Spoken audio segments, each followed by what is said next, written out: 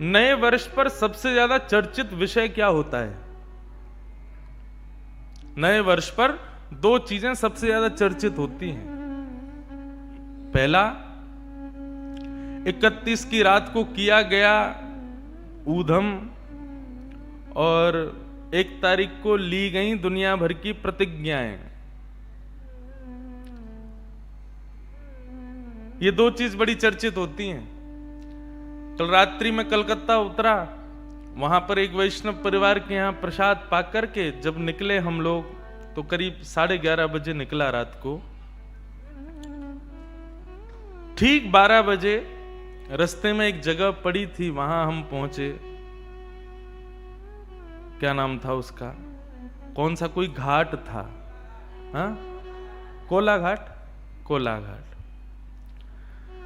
कोलाघाट हम पहुंचे तो रात्रि के 12 बजे थे, तो थोड़ा जलपान आदि के लिए रुके, पानी पीना, थोड़ा चाय वादी पीने के लिए। उसी समय 12 बजे जैसे ही मैंने गेट खोला, कदाचित मेरे मन से थोड़ी देर के लिए निकल गया था कि नव वर्ष है, और जैसे ही गेट खोला है महाराज, ऐसा लगा कि मैं भूतों की दुनिया में आ गया हूं। दुनिया भर के भटाके बम फोड़े जा रहे हैं, और महाराज आकाश में जहां देखो वहां धुआं ही धुआं दिखाई दे रहा है। हमारे भारत का भविष्य, एक मोटरसाइकिल पर 6-6 लोग बैठे हैं, यहां से वहां भग रहे हैं, हल्ला मचा रहे हैं, चीख रहे हैं, चिल्ला रहे हैं। कोई मदिरा पान कर रहा है, कोई बीड़ी सिगरेट पी रहा है, कोई नाच रहा है, हंस रहा है। देख करके, और मैं उन सब के बीच में बैठ करके, वहां एक छोटा सा स्थान था, वहां बैठ के अपना चाय नाश्ता सब कर रहे थे। वो स्थिति देख करके हृदय में इतनी घबराहट हो रही थी। ये भविष्य है भारत का, अपने दिन की शुरुआत ऐसे कर रहे हैं। आज कितने युवाओं ने तो रात्रि 12 बजे का सेलिब्रेशन तो किया होगा, लेकिन सुबह का सूर्योदय नहीं देखा होगा।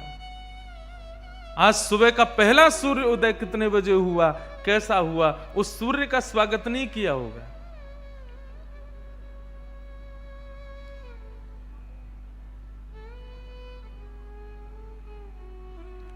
हम लोगों ने अपनी संस्कृति को पूर्ण रूपेण खो दिया है। ये नववर्ष बनाने की मैं मना नहीं करता, लोग मुझे शुभकामनाएं दे रहे हैं, मैं भी उनको दे रहा हूं, लेकिन ऐसे नववर्ष मनाने की तो हमारे शास्त्रों में कहीं विधान नहीं, कहीं ऐसा रूप नहीं। व्यक्ति अपना पहला कोई भी कर्तव्य बहुत सोच समझ करके करता है कि सारा साल इसी पर निर्भर होने वाला है। हमारे युवा कैसे अपना नववर्ष मनाते हैं? कल मेरा मन था कि मैं एयरपोर्ट से सीधा पहले कालीघाट दर्शन करने जाऊंगा और फिर प्रसाद पाके निकलूंगा, तो कलकत्ता के लोगों ने मना कर दिया। बोले महाराज जी, आप कालीघाट दर्शन तो आपको 2 मिनट में होगा, लेकिन आप कालीघाट पहुंच नहीं पाओगे। मैंने कहा क्यों? बोले रास्ते जाम हैं, जगह जगह हल्ला मच रहा है, पार्टियां हो रही हैं, ऊधम मचाए जा रहे हैं, पुलिस खड़ी है, बैरिकेडिंग है। ऐसे मनाया जाता नववर्ष?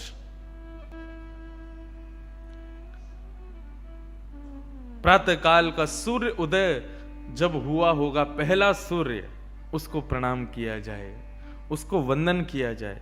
वास्तविकता यह है, हम हिंदुओं का दिन रात्रि 12 बजे नहीं होता। हम हिंदुओं का दिन कब प्रारंभ होता है? जब सूर्य की पहली किरण प्रकट होती है। लोग व्रत आदि भी करते हैं ना एकादशी का, तो संत जन बताते हैं कि एकादशी कब तक मानी जाएगी? बोले जब तक सूर्योदय नहीं होगा। सूर्योदय होने के बाद में एकादशी का पालना किया जाता है। हम हिंदू हैं, प्रकाश से हमारा दिन प्रारंभ होता, अंधेरे में नहीं। परंतु कौन समझाए आज के इन बालकों को? और देखो एक बात कहूं, कोई नहीं समझा सकता, स्वयं के माता पिता ही समझा सकते हैं। उनके माता पिता ही उनको ये ज्ञान दे सकते हैं कि उन्हें क्या करना है, कैसे करना है। इसलिए इन विषयों पर थोड़ा अब तो विचार करने का क्या मतलब, अब तो निकल गया नववर्ष, लेकिन बच्चों को ये बात समझाई जाए, हमारे युवाओं को इस बात का थोड़ा सा बोध कराया जाए। जिस प्रकार से वो अपना जीवन जी रहे हैं, इससे भारत का भविष्य, भारत का धर्म, भारत के मंदिर बड़ा खतरे में। मैं तो कहा करता हूं, आज राम मंदिर के लिए करोड़ों रुपया इकट्ठा हो रहा है। अभी यहां विश्राम करते ही मेरी कथा अयोध्या में है 11 से। अयोध्या के लिए इतना सब कुछ सब लोग कर रहे हैं, राम मंदिर बनाएंगे, उसके लिए कितनी प्रतीक्षा, कितने बलिदान लोगों ने दिए। लेकिन मैं आपसे पूछना चाहता हूं, राम मंदिर बन तो जाएगा 2-4 साल में, लेकिन आगामी 30 साल बाद जो ये जितने लोग यहां बैठ के कथा सुन रहे हैं, आप सबकी आयु ज्यादा से ज्यादा 50 साल और होगी आगे। इसमें कोई चिंता वाली बात नहीं है, इतना ही है। उसके बाद कौन जाएगा मंदिर? क्योंकि हमारे युवाओं में तो बिल्कुल श्रद्धा है नहीं, उनके अंदर भावना उतनी तो है नहीं। कौन श्री राम जी को प्रणाम करने जाएगा? कौन उस मंदिर में जाएगा जिसके लिए लाखों लोगों ने बलिदान किया?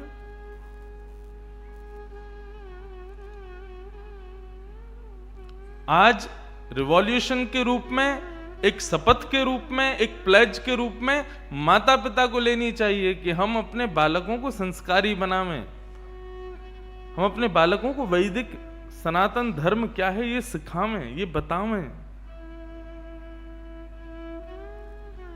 बहुत जरूरी है।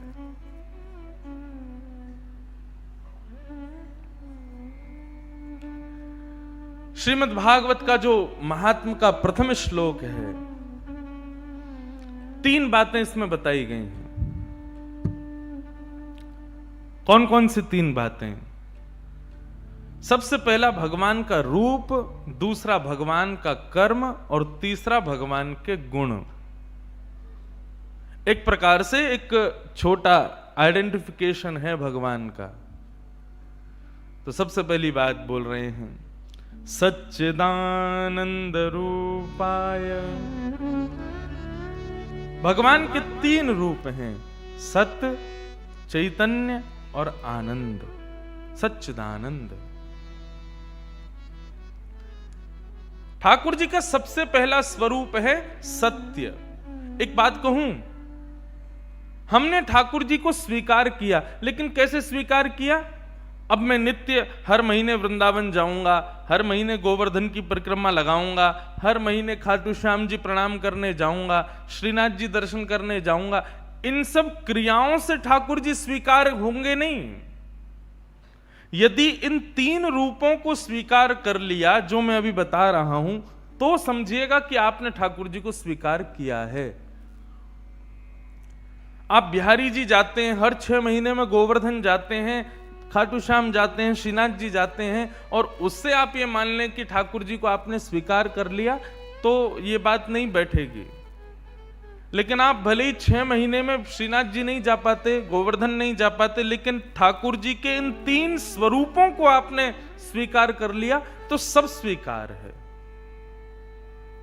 और ठाकुर जी के 3 स्वरूप कौन से हैं? पहला सत्य। सत्य स्वीकार तो हम सब करते हैं, लेकिन कैसे स्वीकार करते हैं? कि मुझसे कोई झूठ ना बोले, सब लोग मुझसे सच बोलें। इस बात में हम लोग सत्य को स्वीकार करते हैं, लेकिन जब खुद की कहने की बारी आती है तो हमसे सत्य बोला नहीं जाता। हम इस रूप में सत्य को स्वीकार नहीं कर पाते।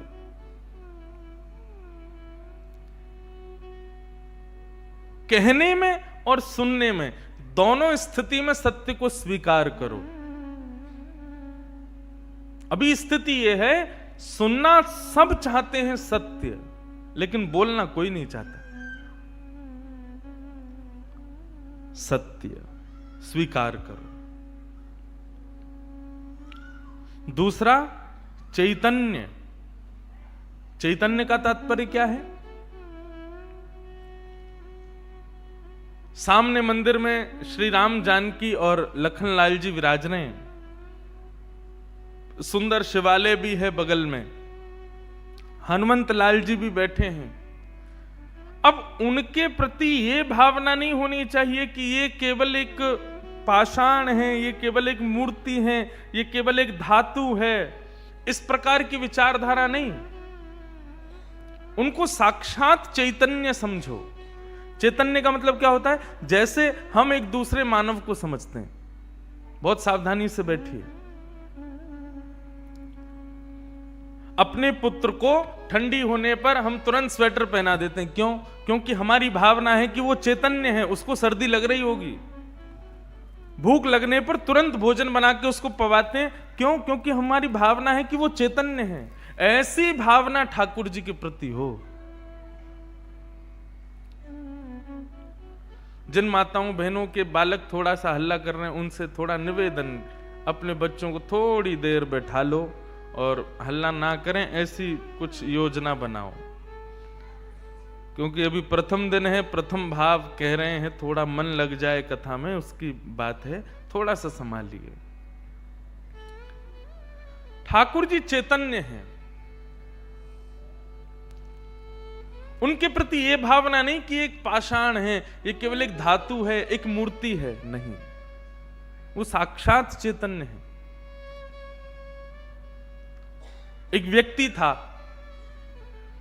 लड्डू गोपाल जी की सेवा करता था, लेकिन उसका एक मित्र था, वो शंकर जी की सेवा करता था। और शंकर जी की सेवा करने वाला जो मित्र था वो बड़ा धनवान हो गया, और लड्डू गोपाल जी की जो सेवा करता था वो अभी भी साधारण सा ही था।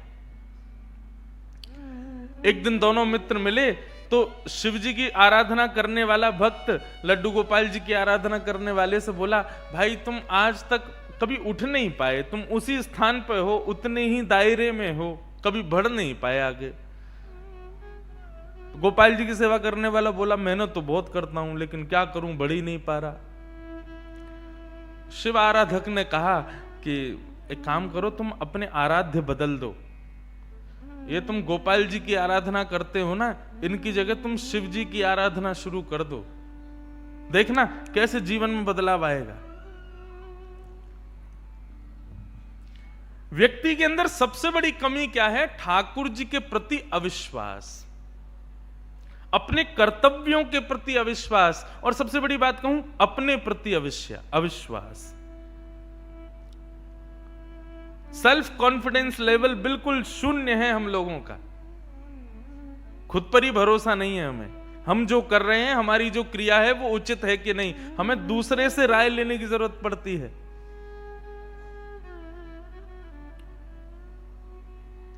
ठीक है, गुरुजनों से, विद्वत जनों से, श्रेष्ठ जनों से पूछना चाहिए, लेकिन ऐसे नहीं कोई भी मिल जाए उससे तुरंत पूछ लेना, हम ऐसा करते हैं, ऐसा ठीक है कि नहीं, ये करते हैं, ये ठीक है कि नहीं, ऐसा करते हैं, ये उचित है कि नहीं। नहीं, सबसे मत पूछो।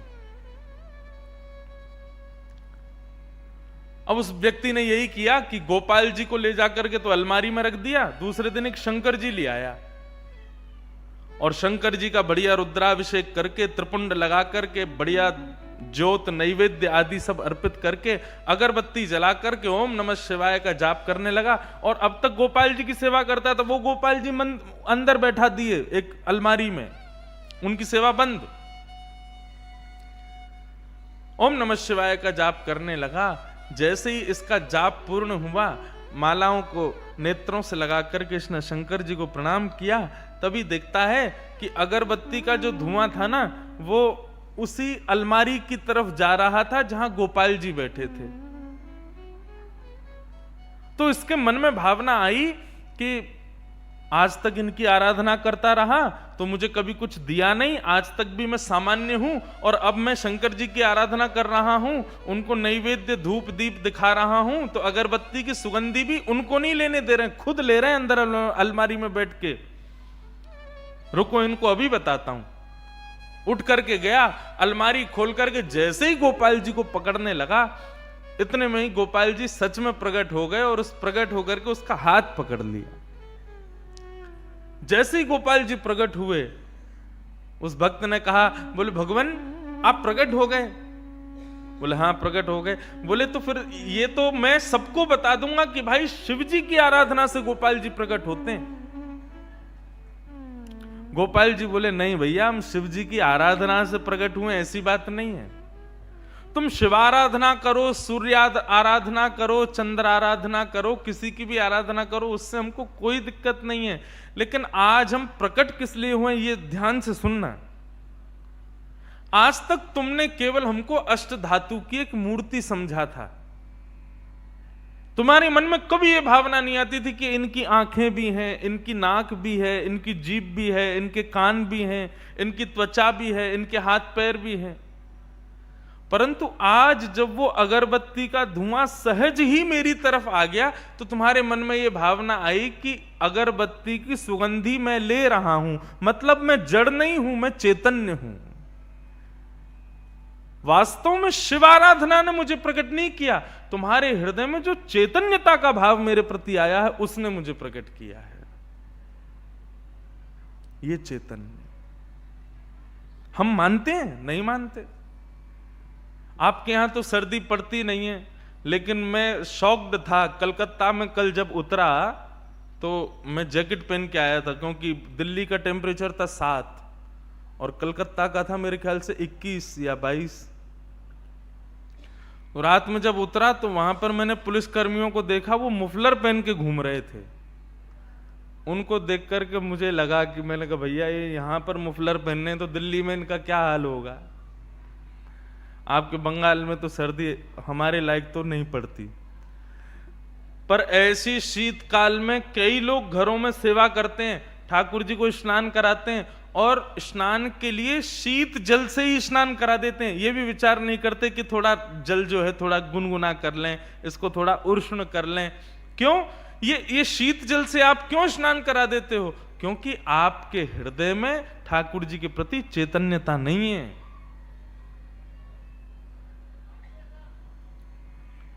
ये चैतन्यता का भाव हो। मैं ये बात इसलिए कह रहा हूं कि ठाकुर जी का स्वीकारीकरण तभी होगा जब ये 3 चीजें होंगी, सत्य, चैतन्य और आनंद। सबसे पहले सत्य को स्वीकार करो, उसके बाद ठाकुर जी चैतन्य हैं यह स्वीकार करो, उनके प्रति चैतन्यता का भाव रखो। और तीसरा आनंद। आनंद किसे कहते हैं?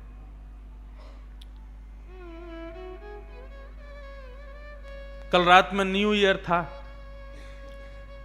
और लगभग भारतवर्ष के सब युवाओं ने 10 बजे ही 9 बजे ही अपने घरों का त्याग कर दिया होगा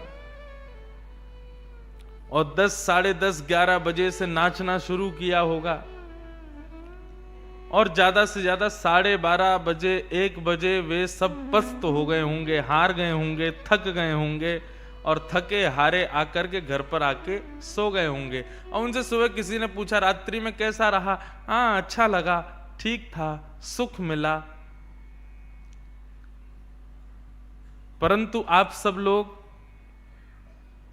आज 1 जनवरी है, सवेरे 9:30 बजे से तैयार हो, मंदिर से कलश यात्रा लेकर के आए हो, यहां आकर के फिर प्रसाद पाया है, 2:30 बजे से व्यास जी का इंतजार कर रहे हो, 4 बजे व्यास जी मंच पर आए हैं, अभी 5 बज रहे हैं। सुबह 10 बजे से लेकर के 5 बजे तक की आपकी ये यात्रा इतनी लंबी हो गई, लेकिन अभी आप अगर दर्पण निकाल के अपना मुखमंडल देखोगे तो एक अद्भुत प्रसन्नता मुख पर प्रकट हो रही है। इसी को आनंद कहते हैं। ताली बजाने का मन करे जोर से बजाओ, कंजूसी नहीं करो उसमें। और एक बात कहूं, ताली तभी बजाना जब समझ में आवे, जबरदस्ती भी बजाने की जरूरत नहीं है। हाँ? अभी पहला दिन है, थोड़ी पहचान हो जाए मेरी और आपकी, हम लोगों की। पहले अभी तो इंट्रोडक्शन चल रहा है। कल परसों में जब सबके चेहरे मुझे पता चल जाएंगे, आपको भी मैं पता चल जाऊंगा, फिर आएगा महाराज नंद घर आनंद भयो जय कन्हैया लाल की। फिर खूब सुंदर जो है नंदोत्सव मनाएंगे, गोवर्धन उत्सव मनाएंगे, रुक्मणी विवाह मनाएंगे और फिर हम चले जाएंगे। सुख में और आनंद में अंतर कितना है, मैं बहुत अच्छे से अपनी कथा में इस बात को रखा करता हूं।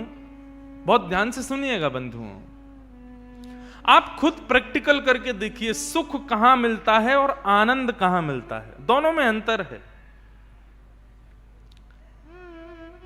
संसार से संबंध रखने वाली कोई भी वस्तु हो, कोई भी A to Z कुछ भी,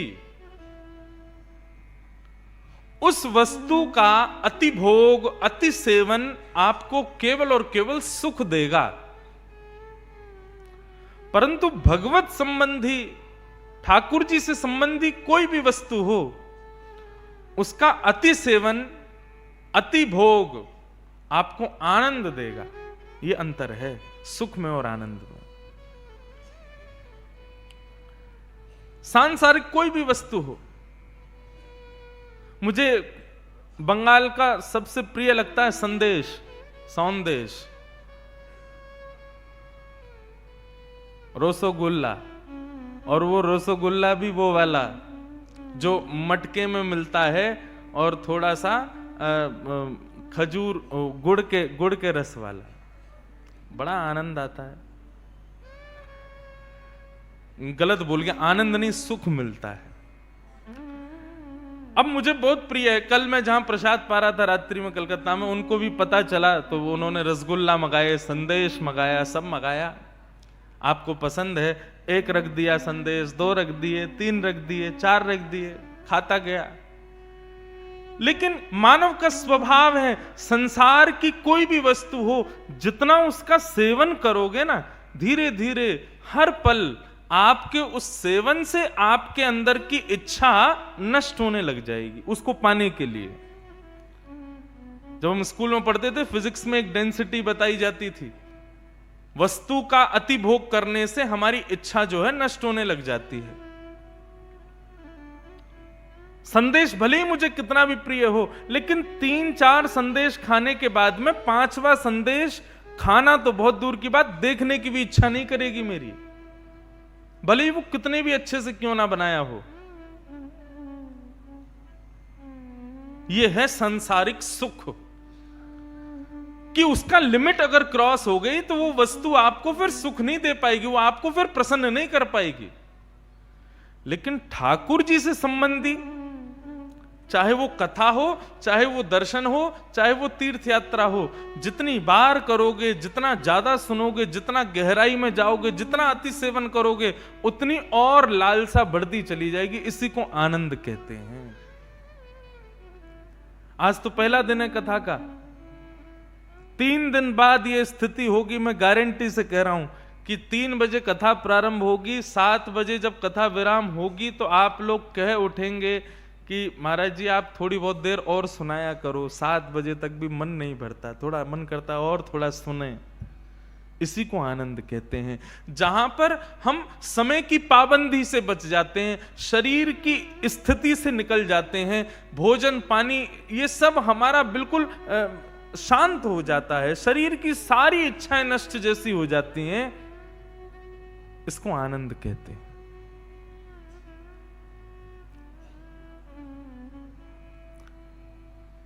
यही अंतर है सुख में और आनंद में।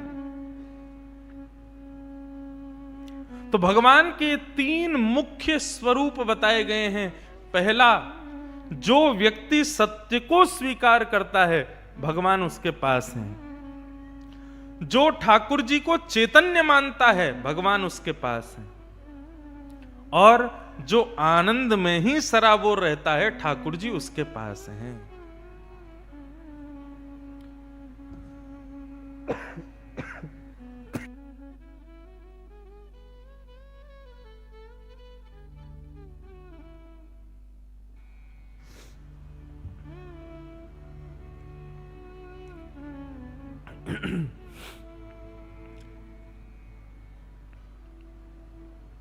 सच्चिदानंद रूपाय, भगवान के ये 3 रूप हैं। ऐसे ही भगवान के 3 कर्म हैं। ठाकुर जी करते क्या हैं? तो कहते हैं विश्वोत्पत्त्यादि हेतवे, विश्व का पालन करना, विश्व की उत्पत्ति करना, पालन करना और संहार करना, ये भगवान के 3 कर्म हैं। और ठाकुर जी के 3 गुण हैं। हर व्यक्ति के गुण होते हैं, किसी के गुण में क्रोध होता है, किसी के गुण में दया होती है, किसी के गुण में कृपा होती है, किसी के गुण में चतुराई होती है। ठाकुर जी का गुण क्या है? बहुत सुंदर गुण, तापत्रय विनाशाय। ठाकुर जी का गुण है कि एक बार उनको प्रणाम करने वाले व्यक्ति के ठाकुर जी तीनों प्रकार के तापों को नष्ट करते हैं, आदि दैविक, आदि भौतिक, आध्यात्मिक। ताप किसे कहते हैं? ताप कहते हैं दुखों को। अब एक बात मेरी थोड़ी ध्यान से सुनिएगा बंधुओं, भगवत सन्निधि लेने से, भगवान के सन्मुख जाने से, भगवान की बहुत सेवा करने से और सत्यचंडी यज्ञ कराने से, रुद्राभिषेक कराने से, हनुमान जी पर चोला सुंदरकांड आदि कराने से जीवन में दुख खत्म हो जाते हैं? ऐसा नहीं होता। बिल्कुल स्पष्ट बोल रहे हैं हम। दुख आपके प्रारब्ध से आपको प्राप्त है, आपके कर्मों से आपको प्राप्त है। देवता का वंदन करना, देवता को पूजना, देवता की किसी आराधना से उस दुख को नष्ट की इच्छा नहीं होगा। आप कहेंगे तो फिर क्या होता है? भगवत आराधन करने से, भगवत सन्मुख जाने से, भगवत सन्निधि प्राप्त करने से दुख तो जीवन में आएगा, परंतु भगवत सन्निधि के कारण उस दुख से लड़ने की क्षमता आपको प्राप्त होगी। और इसका सबसे बड़ा प्रमाण पता है क्या है? गीता, महाभारत। अर्जुन के साथ थे भगवान, उसके सारथी थे भगवान।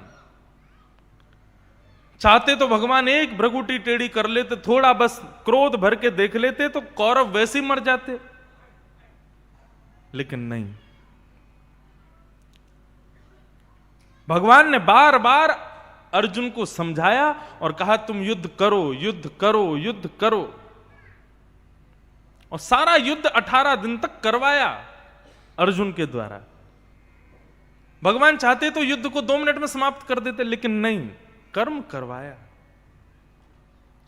इससे यह बात पता चलती है कि भाई ठाकुर जी की सन्निधि लेने से हमारे संकट जीवन के नष्ट नहीं होंगे। संकट तो जीवन में आएंगे, बस जैसे अर्जुन को दिशा मिलती गई, क्या करना है, कैसे करना है, कहां करना है, वैसी दिशा हमको मिलेगी ठाकुर जी के पास जाके। एक प्रकार से समझ लो, आज की भाषा में समझाऊं तो गूगल मैप होता है सबके फोन में आप उसमें सीधा सीधा डाल देते हो कि मुझे यहां से कलकत्ता जाना है। उसमें डालने से आपको वो मार्ग प्रशस्त करेगा। ऐसा नहीं कि गाड़ी उड़ के सीधा कलकत्ता ही पहुंचेगी, गाड़ी चलानी पड़ेगी, पेट्रोल भरना पड़ेगा, ब्रेकर आएगा तो ब्रेक लगाना पड़ेगा, ट्रक सामने होगा तो संभालना पड़ेगा। मार्ग वो आपको बता देगा कि ऐसे ऐसे ऐसे यहां से घूम के जाना है, इस रोड पर ट्रैफिक ज्यादा मिलेगा तो यहां से ऐसे घूम जाना, यहां ट्रैफिक मिलेगा तो ऐसे घूम जाना, तुम अपने स्थान पर इतने बज के इतने मिनट पे पहुंच जाओगे। ठीक ऐसी ही ठाकुर जी की सन्निधि है। ठाकुर जी की सन्निधि प्राप्त करने से, समक्षता प्राप्त करने से, उनके सन्मुख जाने से ठाकुर जी केवल मार्ग प्रशस्त करेंगे, चलना तुमको खुद पड़ेगा। कर्तव्य क्रियाशील आपको ही करना पड़ेगा, ठाकुर जी नहीं करेंगे उसको। लोग मेरे से आके पूछते हैं, हम इतना भजन करते हैं, हम इतने सुंदरकांड के पाठ करते हैं, गंगा जी का जलपान करते हैं, गोपाल जी की इतनी सेवा करते हैं, सब कुछ करते हैं, फिर भी हमारे जीवन में दुख क्यों है? यदि ठाकुर जी की सेवा करने से सुख मिलता तो सबसे सुखी मीराबाई होती। कभी उठा के पढ़िए चरित्र मीराबाई का। ना परिवार ने साथ दिया, ना समाज ने साथ दिया, ना किसी ने, और फिर भी मीराबाई अपने ठाकुर जी को लिए। भाई छोड़या बंधु छोड़या, छोड़या जग सोई। भाई छोड़या बंधु छोड़या, छोड़या जग सोई। साधुअन संग बैठ बैठ, साधुअन संग, साधुअन संग बैठ बैठ, साधुअन संग लोक लाज खोई रे, मेरे तो गिरधर गोपाल, मेरे तो मेरे तो गिरधर गोपाल, मेरे तो गिरधर गोपाल, दूसरो न कोई,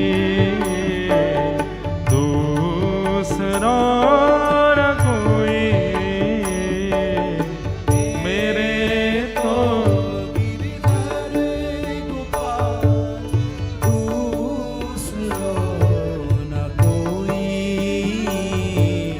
दूसरो न कोई, ओ मेरे तो गिरधर गोपाल, मेरे तो गिरधर गोपाल, दूसरो न कोई,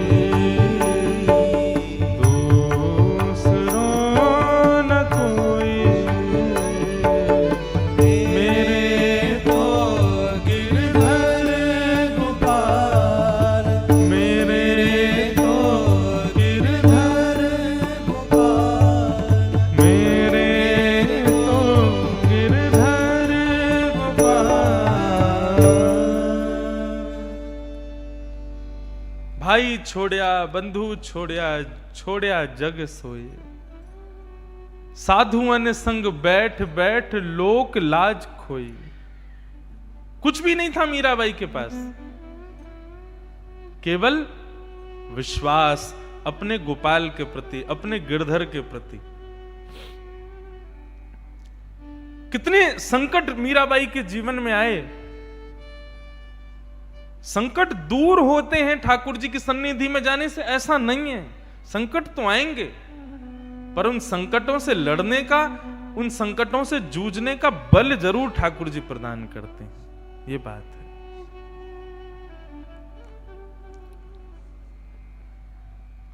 मैं एक कथा आजकल अपनी कथा में कहा करता हूं। जगन्नाथ जी के प्रिय भक्त हुए श्री माधवदास जी।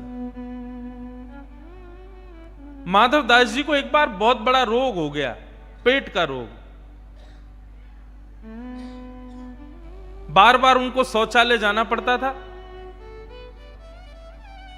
इतने बीमार हो गए कि अब स्वयं से अपने मलमूत्र को पोंछ भी नहीं पा रहे, अपने आप को साफ भी नहीं कर पा रहे थे।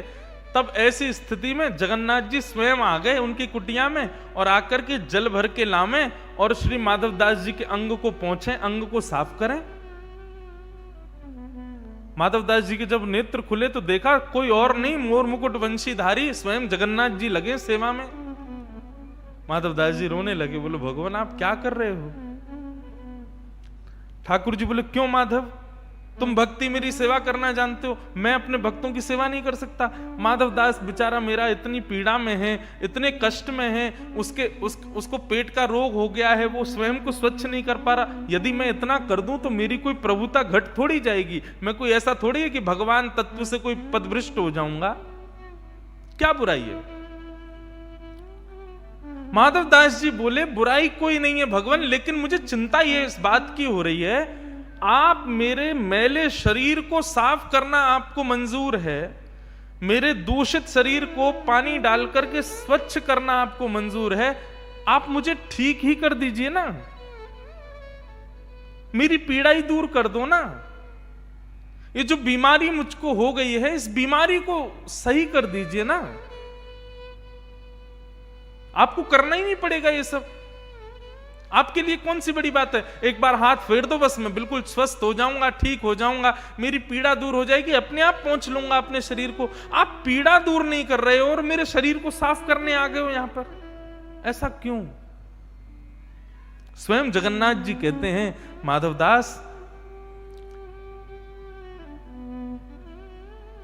हम लोग इस संसार में जब मानव को भेजते हैं ना, तो मानव अपने कर्म को यहां भोगने आता है पृथ्वी पर, और उसके जीवन में जितनी भी विपत्तियां आती हैं, आपत्तियां आती हैं, कष्ट आते हैं, ये सब उसके प्रारब्ध हैं, उसके कर्म हैं।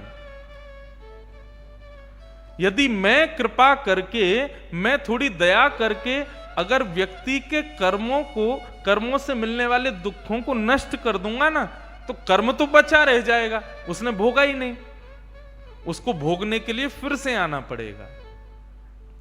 आज माधव तुम एक पेट के रोग के कारण तुमको मलमूत्र आदि तुम्हारा निकल रहा है, आज तुम स्वयं इसको साफ नहीं कर पा रहे, तुम चाहते हो कि मैं तुमको ठीक कर दूं। यदि मैंने तुमको ठीक कर दिया तो तुम्हारा बचा हुआ जो कर्म है उसको भोगने के लिए तुमको फिर से आना पड़ेगा। इसलिए जब मैं किसी से बहुत प्रेम करता हूं और बहुत जल्दी अपनी प्राप्ति कराने की इच्छा रखता हूं ना, तो उसके सारे संचित कर्मों को एक संग भुगवा देता हूं। जितना हो सके जल्दी जल्दी भोग ले, जल्दी जल्दी छुटकारा पा इस संसार से, निकल तू यहां से जल्दी। इसलिए भक्तों को, वैष्णवों को आप देखोगे उनके आंखों में आंसू रखे ही रहते हैं। क्यों? कोई ना कोई संकट, कोई ना कोई ताप, कोई ना कोई दुख उनके जीवन में बना ही रहता है। हमारे वृंदावन में आकर के देखो कितने कितने कैसे बड़े बड़े भजनानंदी 2-2 लाख नाम जप रोज करते हैं, 2 लाख नाम जप। लेकिन किसी को सिरदर्द की बड़ी बीमारी रहती है, किसी को बुखार चढ़ा रहता है, किसी को कुछ पचता नहीं है, किसी को कुछ, किसी को कुछ। हमारे वृंदावन के वैष्णव संतों को देखो कितना शुद्ध पाते हैं वे लोग। देसी गाय का ही दूध पिएंगे, देसी गाय के घी से निर्मित सामग्री खाएंगे, लेकिन फिर भी सबको कोई ना कोई रोग लगा होगा। इससे ये बात समझ में आती है कि ठाकुर जी जल्दी छुटकारा देने के लिए उनके सारे प्रारब्धों को एक संग भुगवा रहे हैं। और यहां आप लोग देखो दुनिया भर का उल्टा सीधा खाने वाले लोग कुछ भी खा जाते हैं, कुछ भी पी जाते हैं, लेकिन उनको कोई रोग ही नहीं हो रहा। वो बड़े प्रसन्न हैं, बड़े आनंद में घूम रहे हैं। इसका मतलब क्या है? ठाकुर जी ने उनको भोगने के लिए बनाया है। ठाकुर जी की उन पर कृपा दृष्टि नहीं है, इसलिए उनके जीवन। आपके स्वयं के बंगाल में जिनका जन्म हुआ है, ऐसे स्वामी श्री विवेकानंद कहते हैं, यदि जीवन में एक दिन भी बिना कठिनाइयों के आपका निकलता है ना, तो आपको चिंता होनी चाहिए कि मैं कुछ गलत कर रहा हूं। आज मेरे जीवन में कोई विपत्ति क्यों नहीं आई? आज मेरे जीवन में कोई विपरीत स्थिति क्यों नहीं आई? आज मुझे चिंता क्यों नहीं हुई? स्वामी विवेकानंद कहते हैं, यदि प्रत्येक दिन आपका चिंता में व्यतीत होता है, विपत्तियों में आपत्तियां कोई ना कोई आई जाती है हर दिन, तो समझना, खुश हो जाना, थोड़ा अपनी पीठ थपथपाना, ठाकुर जी की तुम पर दया दृष्टि है, जल्दी जल्दी तुम्हारे प्रारब्धों को नष्ट करवा रहे हैं तुमसे। मुझसे लोग आके कहते हैं, महाराज जी, कई बार लोग मिलने आते हैं, महाराज जी हम बहुत दुखी हैं, बहुत कष्ट है, भोजन के लिए भी धन नहीं होता, बिजली का बिल भरने के लिए भी धन नहीं होता।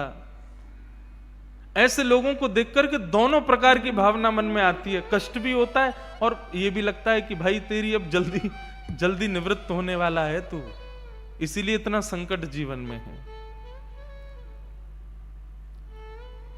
इसलिए आज इस बात को गांठ बांध लीजिए कि भगवत सानिध्य से कष्ट दूर नहीं होता, कष्ट से लड़ने का, कष्ट से जूझने का बल मिलता है। नाम जप करने से, हनुमान चालीसा करने से, कथा सुनने से, शंकर जी पर जल चढ़ाने से, देवी पूजा करने से, आदि आदि इन सब कर्तव्यों से आपके कर्म पूरे नहीं होंगे, क्रियाएं पूरी नहीं होंगी, आपके जीवन के कष्ट दूर नहीं होंगे, बस आपको बल मिलेगा, आपको विवेक मिलेगा। स्वयं श्री तुलसीदास जी महाराज कहते हैं, बिन सत्संग विवेक न होई, और राम कृपा बिन सुलभ न सोई। सत्संग करने से, भगवत सन्निधि जाने से विवेक मिलता है। एक विवेक का मतलब क्या है? विवेक का मतलब शुद्ध बुद्धि, सद असद का ज्ञान करवाने वाली बुद्धि, वो विवेक से प्राप्त होती है। और विवेक कथा से प्राप्त होता है, सत्संग से प्राप्त होता है।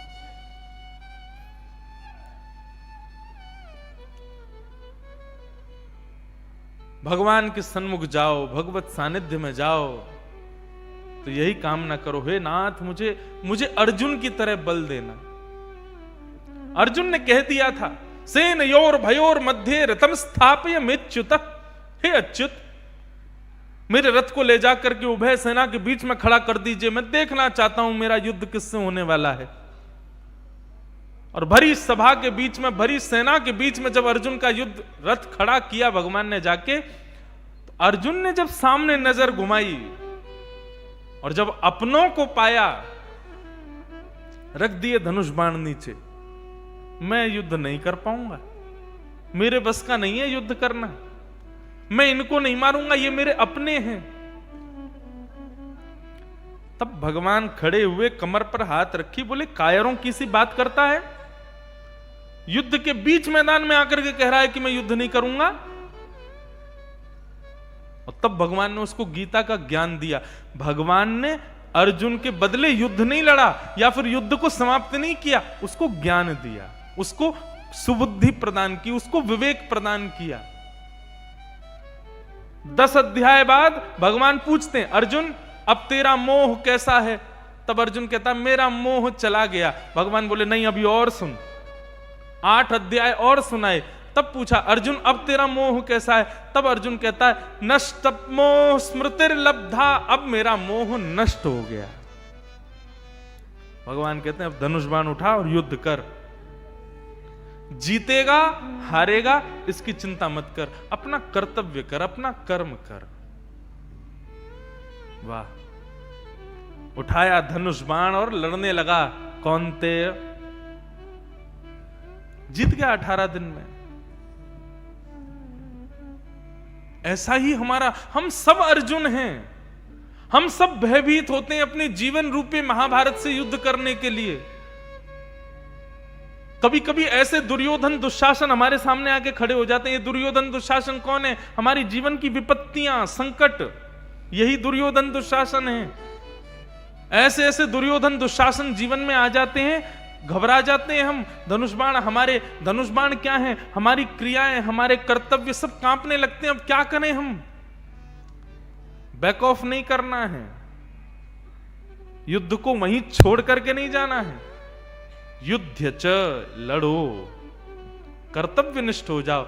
जैसे ही लगे कि अब थोड़े मन में अब उथल पुथल चल रही है, जीवन जीने में अब लग रहा है कि कोई सार नहीं है, या अब स्थिति ऐसी है कि अब कुछ करने को समझ नहीं आ रहा है, उसी समय आजकल सबके पास में ये फोन है, तुरंत किसी सज्जन की कथा सुनो और महाराज 10-15 मिनट कथा सुनना, आधा घंटा कथा सुनना, कथा सुनने के बाद में कथा बंद करके अपने कर्म को, कर्तव्य को करने में लग जाना, आप सफल हो जाओगे, आपकी वो क्रिया सफल हो जाएगी।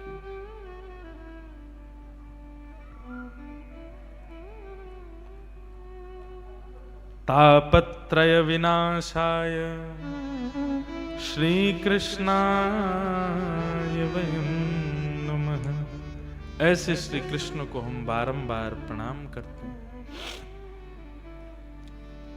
बंधुओं, एक प्रकार से यह भी समझ सकते हैं कि भगवत शरणागति करने से, भगवत सानिध्य लेने से संकट तो जीवन में आएगा, लेकिन बिना भगवत सानिध्य के जितना कष्ट वो संकट देगा ना, भगवत सानिध्य के बाद उतना कष्ट नहीं देगा। पीड़ा तो होगी लेकिन उतनी नहीं होगी। मीराबाई को भी विष पिलाया था, ध्रुव प्रहलाद के अभी हम चरित्र सुनेंगे, सबके जीवन में संकट आया है, लेकिन ठाकुर जी का सानिध्य लेने से, ठाकुर जी का सामिप्य होने के कारण वो कष्ट इतना अनुभव नहीं हुआ, इतना पता नहीं चला उसका।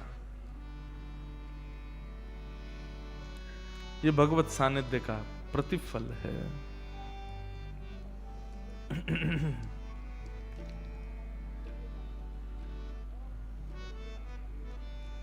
मैं एक भाव अपनी कथा में गाया करता हूं। ठाकुर जी पर भरोसा करके अपने कर्तव्यों को जियो, और इस बात को दृढ़ निश्चित कर लो कि हमारे साथ हैं ठाकुर जी सदा। मेरा नाथ तू है, मेरा नाथ तू है, नहीं मैं अकेला, मेरे साथ तू है, मेरा नाथ तू। गाओ सब लोग। मेरा नाथ तू है, नहीं मैं अकेला, मेरे साथ तू है, मेरा नाथ तू है, मेरा नाथ तू है, नहीं मैं अकेला, मेरे साथ तू है, मेरा नाथ तू है, मेरा नाथ तू है, नहीं मैं अकेला, तू है, मेरा नाथ तू है, तू है, मेरा नाथ तू है, नहीं मैं अकेला, मेरे साथ तू है, मेरा नाथ तू। श्री राधा रमण लाल की करताल बजा के गाओ।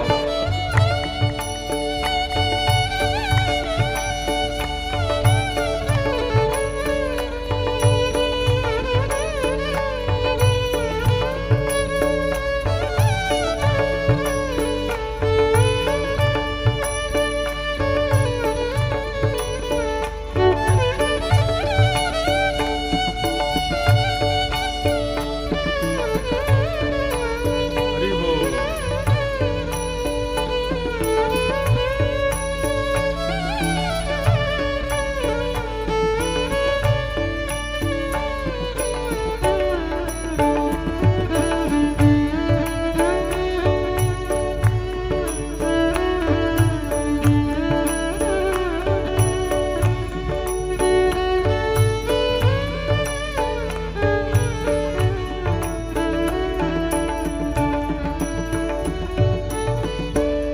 ठाकुर है तू मैं तेरा पुजारी,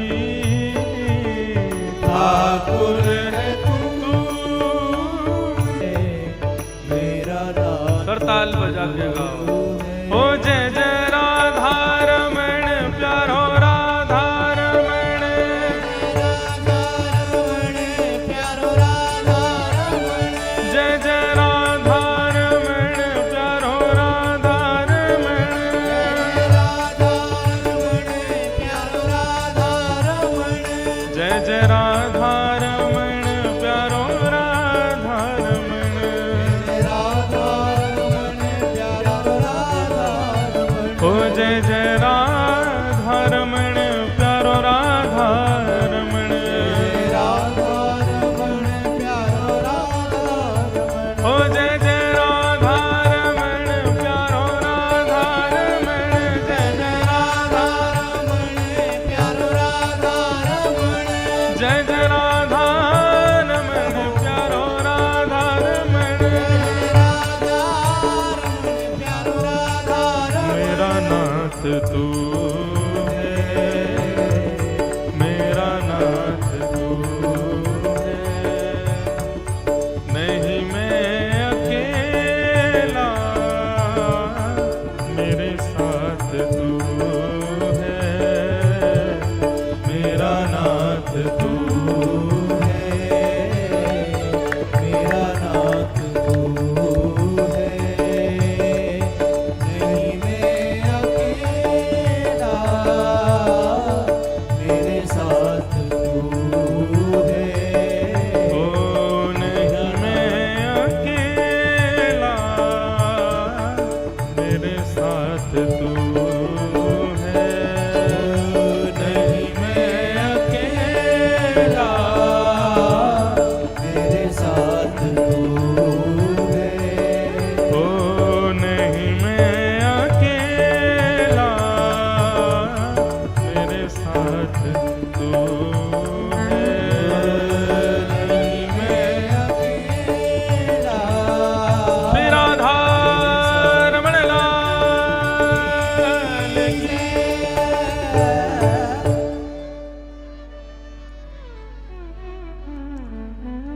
अनुब्रजाम में हम नित्यम पूये ये तन्य रेणुविः। भगवान कहते हैं मैं अपने भक्तजनों के पीछे ऐसे अनुगमन करता हूं जैसे गैया के पीछे उसका बछड़ा चलता है। ठाकुर जी इतने अधीन होकर के रहते हैं अपने भक्तों के, लेकिन वैष्णव भक्त हो तब ये संभव है।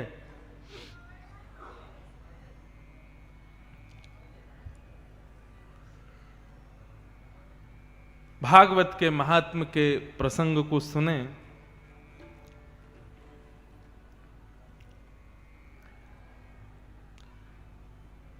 88,000 सौनकादि ऋषि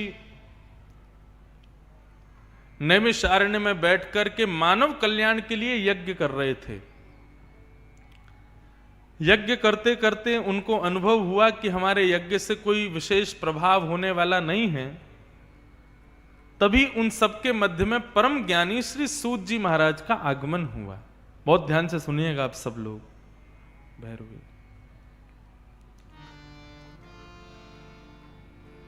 सूत जी से सबने जाकर के प्रश्न किया, बोले प्रभु मानव कल्याण के लिए हम लोग हवन कर रहे हैं, यज्ञ कर रहे हैं,